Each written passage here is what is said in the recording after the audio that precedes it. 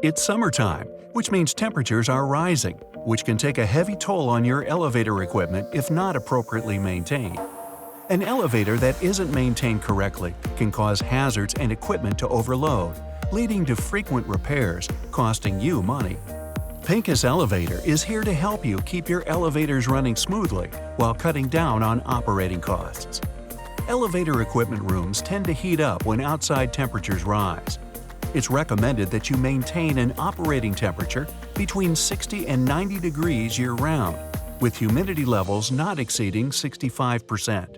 To keep your elevator room from overheating, you should have a dedicated cooling system for your equipment to prevent issues down the line.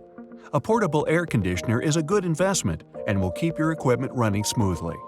Keeping the fan running in your elevator to circulate the air will also extend its lifespan, while keeping your residents cool and comfortable. Even when properly maintained, problems can still happen, and when they do, Pincus Elevator is here to help. Whether it's a repair or an upgrade you're looking for, we have the experience and knowledge to keep your equipment running and your visitors safe and comfortable. Give us a call at 610-738-4350 or contact a member of our team.